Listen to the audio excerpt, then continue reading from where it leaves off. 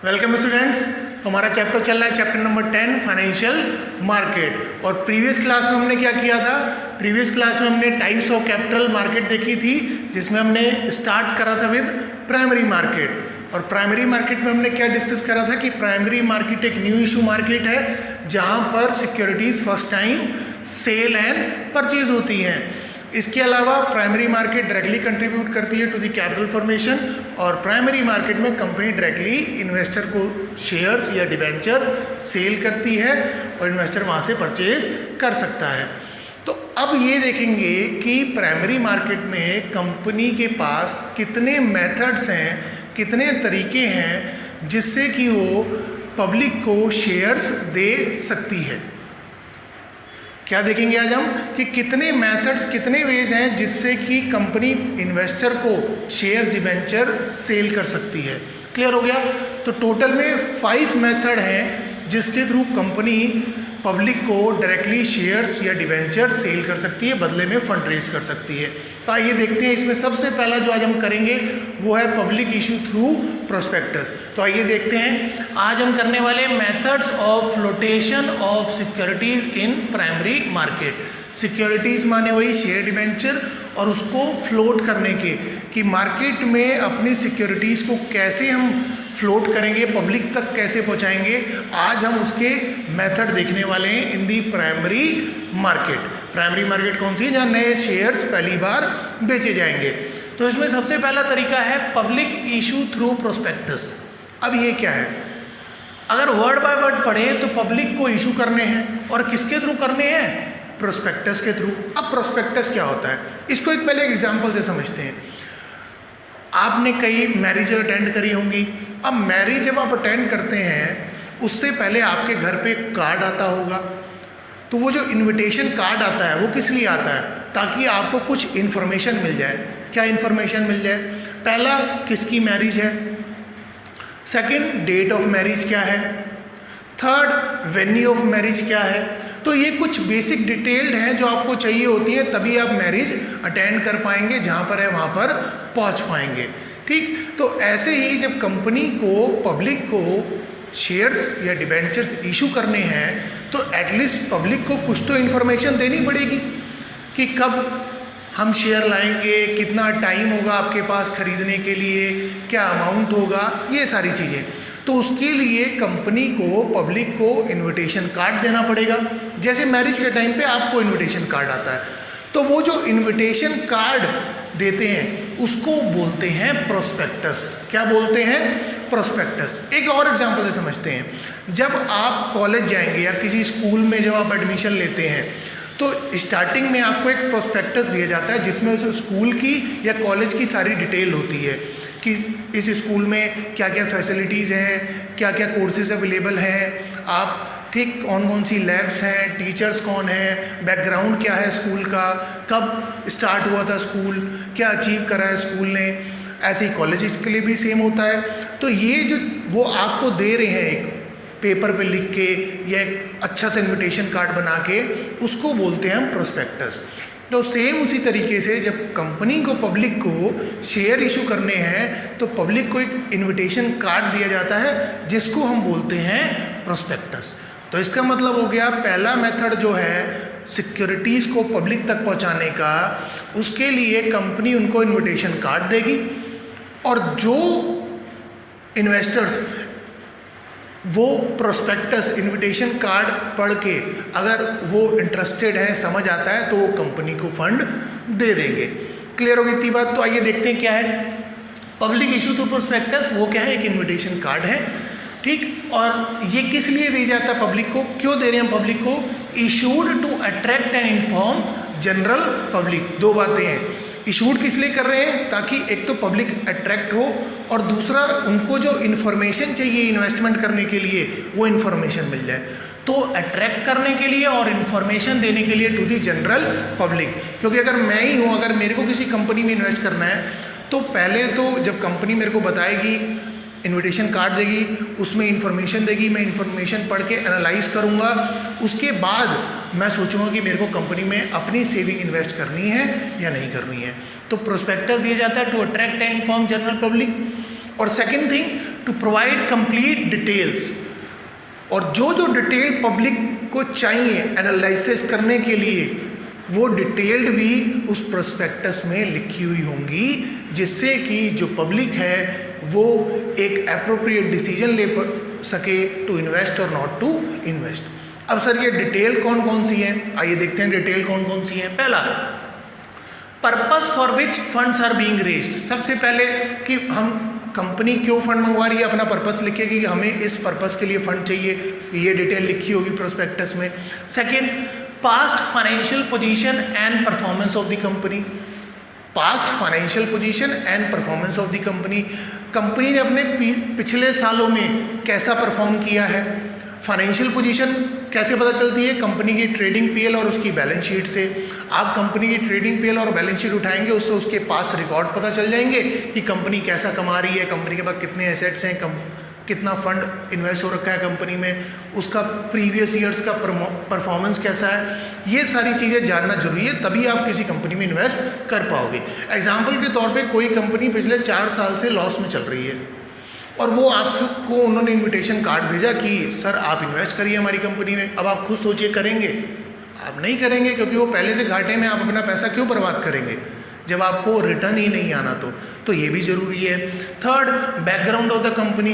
Company का background क्या है, कब स्टार्ट हुई थी, कौन कौन उसके डायरेक्टर्स हैं, क्या करती है कंपनी, कौन कौन से प्रोडक्ट में डील करती है, ये सारी चीज़ें। And last, future prospect. Prospect का मतलब हो गया प्लान्स, तो future plans of the company. Company अपने फ्यूचर्स के बारे में क्या सोच रही है, फ्यूचर में क्या क्या प्लान्स है कंपनी के, क्योंकि फ्यूचर के प्लान्स के बेसिस पे पता चलेगा कि कंपनी क्या अर्न करेगी इन फ्यूचर। ये सारी इन्फॉर्मेशन एक तरीके से जनरल पब्लिक के लिए ज़रूरी है, तभी वो इन्वेस्ट करेगा। ऐसा क्यों, क्योंकि अगर आपको ये नहीं पता होगा कंपनी किस पर्पस के लिए फंड ला रही है। अब सपोज कि अगर कंपनी ने पर्पस बता दिया और आपको लगता है कि ये जो कंपनी जिस पर्पस के लिए फंड मंगवा रही है, जो प्रोजेक्ट के लिए फंड मंगवा रही है, वो आगे कामयाब नहीं होगा, तो आप फंड नहीं इन्वेस्ट करेंगे, क्योंकि आपको पता है मैंने फंड इन्वेस्ट कर दिया, कंपनी का वो प्रोजेक्ट कामयाब नहीं हुआ तो आपका लॉस हो जाएगा। तो एक ये इन्फॉर्मेशन अच्छी निकली। परफॉर्मेंस रिकॉर्ड से पता चलेगा कंपनी ने पिछले सालों में कैसा किया, उससे आप सोच सकते हैं कि मैं इन्वेस्ट करूं या ना करूं। कंपनी के बैकग्राउंड पे भी मैटर करता है, कंपनी कैसी गुडविल अच्छी है या नहीं है, उस पर भी डिपेंड करता है। और कंपनी के फ्यूचर प्लान्स कैसे हैं, उससे आपको ये पता चल पाएगा कि कंपनी फ्यूचर में अच्छा खासा अर्न करेगी नहीं करेगी, क्योंकि कंपनी जितना ज़्यादा अर्न करेगी आपको उतना ज़्यादा रिटर्न मिलेगा। तो ये कुछ डिटेल्स दे रखी होती हैं इस प्रोस्पेक्टस में, जिससे कि जनरल पब्लिक अट्रैक्ट हो और उसे जो इन्फॉर्मेशन चाहिए वो मिल जाए। अब इस डिटेल का पब्लिक क्या करती है, ये जो डिटेल दी ये हेल्प करेंगी पब्लिक को। क्या हेल्प करेंगी, टू नो, क्या जानना है कंपनी पब्लिक ने, ये हेल्प करेगी ये जानने में कि कंपनी में कितना रिस्क है और कंपनी का कितना अर्निंग पोटेंशियल है। ये दो बातें पब्लिक के लिए जानना जरूरी होता है जिसने इन्वेस्ट करना है, कि कंपनी में रिस्क कितना है, लो, मॉडरेट, हाई। क्योंकि अगर हाई रिस्क है तो हो सकता है कल को कंपनी लॉस में जाए, आपको कुछ भी ना मिले। तो कंपनी में रिस्क कितना है मनी इन्वेस्ट करने में, और सेकंड उसका अर्निंग पोटेंशियल कितना है, कंपनी कितना अर्न करती है, क्योंकि जितना ज़्यादा अर्न करेगी उतना ज़्यादा आपको रिटर्न आएगा जो आपने मनी इन्वेस्ट करी होगी उस पर। तो ये सारी डिटेल से आपको पब्लिक को ये पता चल जाएगा कि कंपनी में रिस्क कितना है और उनका अर्निंग पोटेंशियल कितना है। अब इस चीज़ से पब्लिक को क्या फ़ायदा होगा, आपको पता चल गया। अब इससे क्या इवेल्युएट करेंगे, ये जो आपको बातें पता चली, on the basis of which investor can decide. अब इन्वेस्टर जो डिसाइड करेगा कि मेरे को कंपनी में फंड इन्वेस्ट करना है या नहीं करना है, वो इन दो बातों के बेसिस पे करेगा। और ये दो बातें किससे पता चल रही हैं, ये जो इन्फॉर्मेशन कंपनी ने दी थी अपने प्रोस्पेक्टस में। तो प्रोस्पेक्टस में जो इन्फॉर्मेशन दी उससे ये पता चला, और इसके बेसिस में इन्वेस्टर डिसाइड करेगा। क्या डिसाइड करेगा कि मैं इन्वेस्ट करूं या इन्वेस्ट ना करूं। तो पब्लिक इन्वेस्ट करेगी आपके बिजनेस में या नहीं करेगी, वो इन दो बातों पे डिपेंड करता है। और ये दो बातें कैसे पता चलेंगी, ऐसे पता चलेंगी। तो समझ आया, पब्लिक इशू थ्रू प्रोस्पेक्टस क्या है, कंपनी आपको एक इन्विटेशन कार्ड देगी, उसमें कंपनी ने डिटेल्ड इन्फॉर्मेशन दे रखी होगी इनसे रिलेटेड। इससे आप इवेल्युएट करके देखेंगे कंपनी का कितना रिस्क है, कितना अर्निंग पोटेंशियल है, जिससे कि कल को आप डिसाइड कर सकते हैं कि आपको कंपनी में इन्वेस्ट करना है या नहीं करना है। ये कंपनी कब कर रही है? जब वो पहली बार मार्केट में अपने शेयर्स सेल कर रही है। इसके बाद इसका थोड़ा सा और पार्ट रह जाता है कि कंपनी जब पहली बार शेयर इशू करती है तो उसे बोलते हैं आईपीओ। क्या बोलते हैं? आईपीओ। फुल फॉर्म है इनिशियल पब्लिक ऑफर। तो कंपनी जब मार्केट में पहली बार अपनी सिक्योरिटीज लॉन्च करती है, उतारती है, तो उसको बोला जाता है आईपीओ, इनिशियल पब्लिक ऑफर।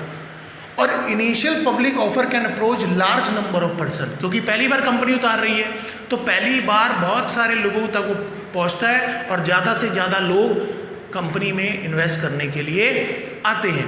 अच्छा सर, अगर चलो पहली बार लॉन्च करा, अगर कंपनी दूसरी बार लॉन्च कर रही है तो उसे क्या बोलेंगे? या तीसरी बार, चौथी बार?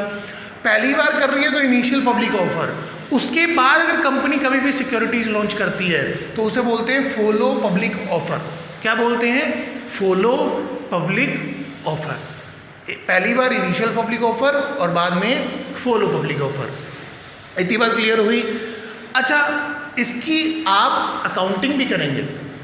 अकाउंटिंग में 12th क्लास की एक आपकी पूरी बुक आया इस पे, कंपनी अकाउंट। तो कंपनी अकाउंट में जो आप शेयर्स या डिबेंचर पढ़ते हैं वो यही तो है कि कंपनी आपको कैसे शेयर देती है, आप उसको सब्सक्राइब कैसे करते हैं, आपको जो पेमेंट करनी होती है वो कैसे करनी होती है, कल को बेचने हैं तो कैसे बेचेंगे, अगर आपने पेमेंट में डिफ़ॉल्ट करा तो फिर कंपनी क्या कर सकती है, वो सारी इसी चीज़ की आप अकाउंटिंग करते हैं। क्लियर हुआ? तो ये उसी से रिलेटेड है, बस ये थ्योरी पार्ट है, वो न्यूमेरिकल पार्ट है।